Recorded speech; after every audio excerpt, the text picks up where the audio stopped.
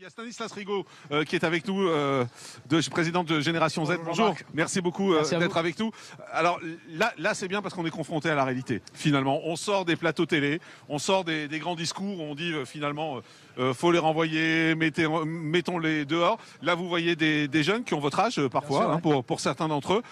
Comment vous réagissez face à tout ce que vous voyez depuis tout à l'heure? Vous avez raison Jean-Marc, c'est vrai que le fait d'être aujourd'hui ici...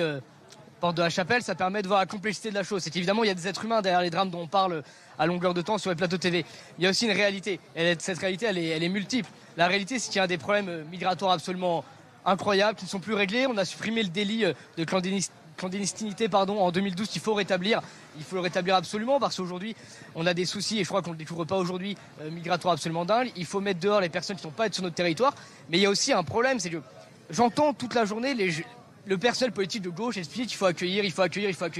Mais accueillir des gens dans telles conditions, c'est absolument inhumain. C'est ça qui est ignoble, ça qui est dégueulasse. On accueille des personnes pour leur dire venez ici. On leur dit venez ici, mettez-vous dans des tentes et vous allez vivre mieux. Il y a un autre problème, on ment aux gens. C'est-à-dire que des personnes dans les pays, soit en Afghanistan, en Tunisie, au Maroc, en Algérie, partout dans le monde, on leur fait croire que la France est un Eldorado. Aujourd'hui, la France n'est plus un Eldorado. On ne peut plus accueillir décemment des personnes. C'est intéressant ce que vous dites parce que beaucoup nous ont dit je suis venu en France parce que je pensais que la vie serait meilleure et je vous retrouve sous une tente à vivre dans la vie n'est pas meilleure pour eux, elle n'est pas meilleure pour nous.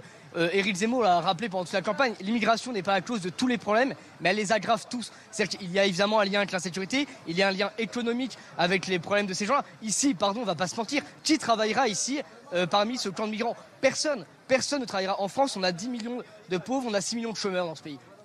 Ça veut dire qu'il travaillera. Vous voulez dire quoi, que les gens n'ont pas envie de travailler? Mais non seulement certains... On a vu Ali tout à l'heure, il avait envie de bosser. Non seulement, moi je ne veux pas tomber dans l'individualisation d'un cas politique aussi complexe.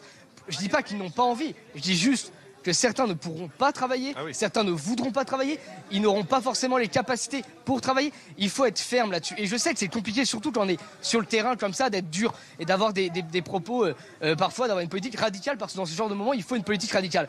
Mais je crois que le réel est si puissant qu'il nous faut des propositions puissantes. Éric Zemmour proposait quoi? Éric Zemmour proposait de rétablir le délit de clandestinité, il proposait de mettre, d'épauler les policiers avec une garde frontière militaire au niveau des frontières du territoire français.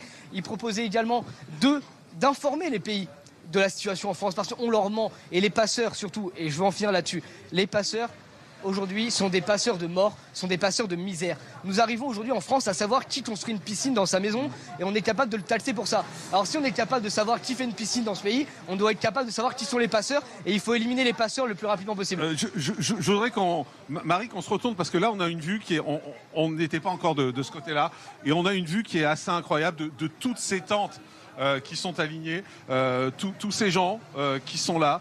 Vous dites quoi? Qu'est-ce qu'on fait? On envoie la police, on contrôle les papiers face à cette image que vous avez là et qui nous saisit tous.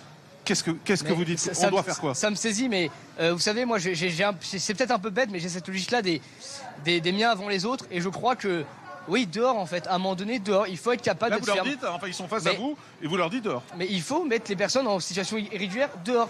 Ça, c'est évident, et je suis pas sûr que toutes les personnes ici sont en situation régulière, et c'est pour ça il y en a qui ne le sont pas. On en a croisé tout à l'heure. Ceux qui ne le sont pas, dehors. Et puis je vais vous dire autre chose. Le droit on envoie la police ici et ils contrôlent les papiers. Mais vous voulez qu'on fasse quoi? C'est une question.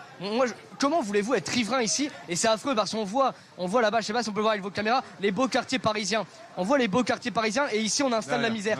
Les gens qui vivent ici, les riverains, ils en peuvent plus cette situation affreuse parce que ici il y a évidemment les agréments pour les personnes migrantes évidemment, et moi je nie pas et c'est toujours très dur, mais pour les riverains français, pour les travailleurs, on en fait quoi de ces gens-là? Eh ben on les laisse subir. Et moi j'entendais l'élu du 18e tout à l'heure expliquer qu'il fallait être gentil et être dans l'accueil.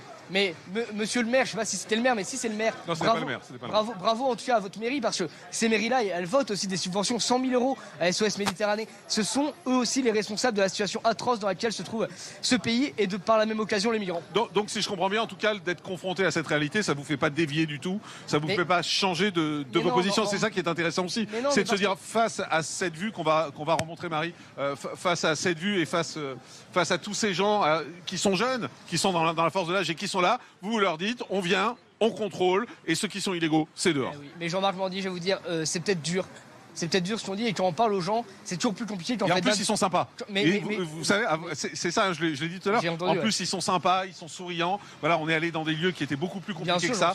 Là, ils sont sympas, ils sont souriants. Et vous leur dites, dehors, on n'a pas de place pour vous. Mais parce que c'est la loi. Vous savez, les Français au chômage, les Français qui subissent l'insécurité, parfois liée à l'immigration, ils sont aussi sûrement très sympas. Et le but du politique, je crois, aujourd'hui, il n'est pas de faire du sentimentalisme. On est dans une époque, en réalité, de tous les côtés, pour mettre tout le monde très à l'aise, où tout le monde fait du pathos, c'est du sentimentalisme. En fait, on est là pour régler des problèmes et pour apporter des solutions. Oui, il y a des gens ici qui sont sûrement très sympas et qui je pourrais être amis, des gens avec qui je partagerais sûrement plein de choses. Mais je suis français, dans un pays qui doit être souverain, qui doit décider sa politique migratoire, qui doit décider sa politique économique.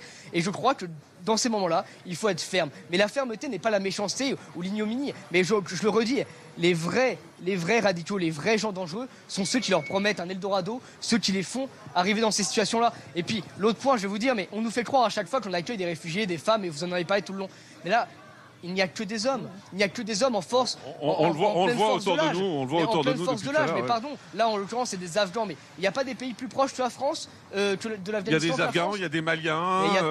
On a vu des Pakistanais également tout à l'heure. Et il n'y a pas des pays plus proches pour les accueillir. Il n'y en a pas. Il n'y a que la France dans le monde pour accueillir. Tous les pays du monde ont une politique migratoire. Tous, sauf la France, qui pour des raisons idéologiques et de pathos, accueille à tout va et n'arrive plus à gérer son immigration. Merci Stanislas Trigo. Merci beaucoup d'avoir été avec nous.